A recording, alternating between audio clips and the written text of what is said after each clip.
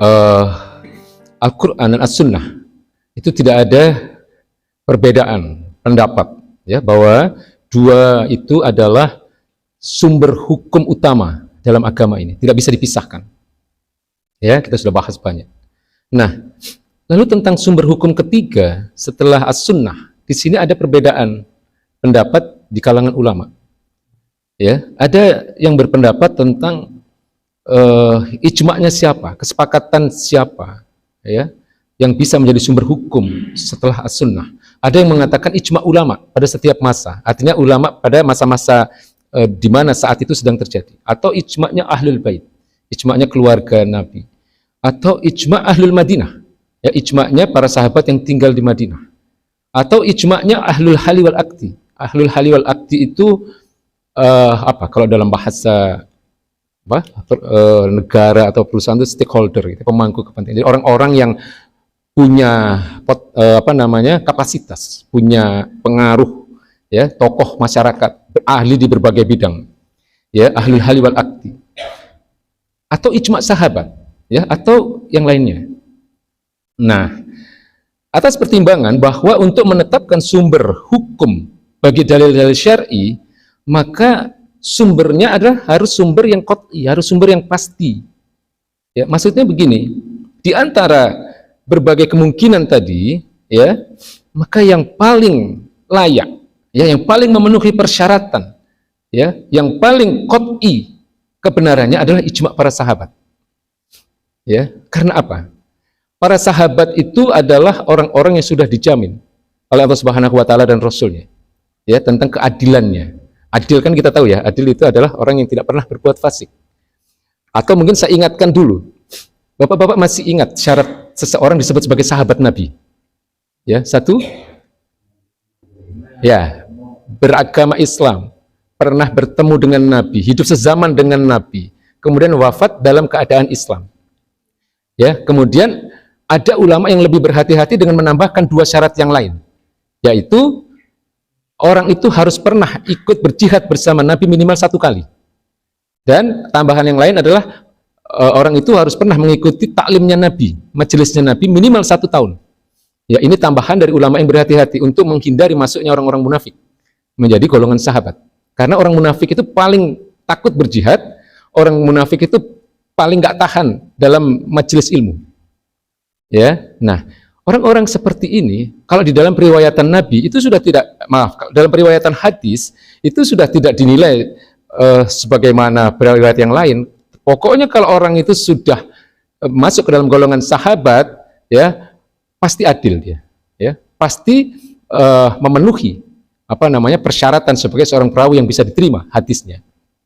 Ya, nah itu orang-orang yang seperti itu, ketika mereka berijma, ketika mereka bersepakat, ya, dipastikan tidak pernah ada kesepakatan di antara mereka untuk berdusta. Betul ya, Pak, ya? Makanya yang menjadi sumber hukum itu bukan pendapat salah seorang sahabat atau 1-2 sahabat, tapi ijma' sahabat, kesepakatan para sahabat. Ya. Jadi ini sumber hukum ketiga yang paling memenuhi persyaratan setelah Al-Quran dan sunnah-sunnah baginda Nabi Muhammad SAW. Dan tidak banyak sebenarnya hal-hal yang terkait dengan dalil ijma' sahabat ini. Ya. Salah satunya adalah dibukukannya Al-Quran. Ya, dibukukannya Al-Quran ini dalilnya adalah ijma' sahabat, kesepakatan para sahabat. Ya, jadi di dalam perang Yamamah, Pak, ya, perang Yamamah itu perang yang terjadi pada masa-masa kekhilafahan Abu Bakar Asy-Siddiq. Ya, perang melawan nabi palsu, ya, Musailamah Al-Kadzab, yang pengikutnya sudah ratusan ribu. Ya, kemudian Abu Bakar Asy-Siddiq memutuskan untuk memerangi mereka karena ini berbahaya. Dan peperangan itu terjadi di Yamamah, ya, sekitar tidak jauh dari Madinah. Sementara kaum muslimin hanya sekitar 12.000, dipimpin oleh Khalid bin Walid. Pada saat itu banyak sahabat Nabi yang gugur. Padahal para sahabat Nabi itu menyimpan ayat-ayat Al-Quran di dalam dirinya. Ya, jadi pada masa-masa kenabian, ayat-ayat Al-Quran itu adanya di dada-dada para sahabat, Pak, dalam diri para sahabat. Ya, Satu ayat yang sama itu bisa berada di banyak sahabat. Makanya ayat-ayat Al-Quran itu mutawatir. Tidak mungkin ada kedustaan. Ya, tidak mungkin para sahabat bersepakat untuk berdusta. Ya. Nah, karena banyaknya sahabat penghafal Quran yang gugur, ya, maka Khalifah Abu Bakar As-Siddiq berdiskusi, ya, katakanlah begitu, dengan Umar bin Khattab, ya, untuk menyampaikan idenya mengumpulkan Al-Quran, mengumpulkan ayat-ayat Al-Quran. Karena pada saat itu selain di dada para sahabat Nabi, ayat-ayat Al-Quran itu juga ada di pelepah kurma, ada di tulang onta, ada di tulang domba, ada di papan dan seterusnya. Ya, nah untuk menjaga keberadaan Al-Quran itu Abu Bakar As-Siddiq berinisiatif untuk membukukan, ya, mengumpulkan dalam apa yang kita sebut dengan mushaf. Ya, beliau berdiskusi dengan Umar bin Khattab, kemudian beliau memanggil seorang sahabat Nabi yang semasa Nabi hidup, ya, sahabat itu adalah menjadi juru tulis dari baginda Nabi, Zaid bin Thabit radhiyallahu an. Ya, beliau ini juru tulisnya baginda Nabi besar Muhammad sallallahu alaihi wasallam. Ya, awalnya Zaid bin Thabit ini tidak mau, Pak. Bagaimana aku harus melakukan sesuatu yang Nabi tidak melakukannya? Ya, tapi Umar dan Abu Bakar memaksa. Wallahi hada khair.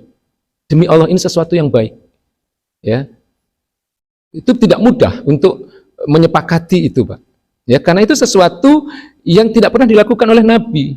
Bayangkan, Pak, ya, untuk sesuatu yang sangat mulia seperti itu mereka masih harus melihat apa hukumnya, apa yang dicontohkan oleh baginda Nabi. Zaid bin Thabit mengatakan, sungguh, ya, ketika mereka sudah bersepakat semua, ya, untuk kemudian membukukan Al-Quran, mengkodifikasi Al-Quran, Zaid bin Thabit diberi tugas sebagai pimpinan proyeknya lah, ya, sebagai orang yang menjadi koordinator pengumpulan ayat-ayat Al-Quran. Ya, beliau mengatakan, sungguh memindahkan gunung jauh lebih ringan daripada mengumpulkan ayat-ayat Al-Quran, karena itu luar biasa, tanggung jawabnya luar biasa. Ya, lalu kemudian proyek ini, ya, baru selesai pada masa-masa kekhilafahan Utsman bin Affan. Ya, jadi cukup lama. Nah, tapi sahabat bersepakat bahwa itu adalah sesuatu yang baik, sesuatu yang benar. Nah, ini salah satu, ya, salah satu contoh sesuatu yang berdasarkan dalil ijma sahabat. Ya, jadi seperti itu. Ya, karena tidak mungkin sahabat itu bersepakat untuk berdusta. Ya, atau ini. Jadi kalau maaf ya, umat Islam itu kan beberapa kali mungkin pernah saya katakan harus memiliki persatuan, ya, harus memiliki seseorang yang mempersatukan kita. Ya, ayat Qur'annya jelas, ayat sunnah-sunnah baginda Nabi juga ada kalau mau dicari dalilnya. Nah, diantaranya salah satu ijma sahabat, kesepakatan para sahabat. Bayangkan, Pak, ya, baginda Nabi itu wafat hari Senin siang, ya, 10 Rabiul Awal. Tapi beliau baru dimakamkan hari Rabu malam, 12 Rabiul Awal. 3 malam. Ya, jenazahnya baginda Nabi itu belum dimakamkan, tidak dimakamkan. Apa yang mereka sibukkan? Apa yang mereka bicarakan? Ya, mereka mencari sosok pengganti baginda Nabi besar Muhammad SAW untuk menggantikan tugas-tugas kenabian. Ya, untuk mempersatukan umat Islam, untuk menjadi pelaksana hukum-hukum syariat, untuk mengemban dakwah Islam ke seluruh dunia. Ya, karena pada masa itu wilayah kekuasaan umat Islam sudah luar biasa juga. Seluruh jazirah Arab itu sudah dikuasai oleh baginda Nabi. Ya, jadi ini salah satu ijma sahabat, ya, kesepakatan para sahabat untuk menentukan atau mengangkat, ya, seorang yang mempersatukan mereka yang disebut dengan khalifah. Jadi tidak banyak, ya, hal-hal yang kalau persoalan-persoalan fikih itu kan Quran dan Sunnah biasanya, ya. Tapi kan harus ada sumber hukum berikutnya setelah Al-Quran dan As-Sunnah.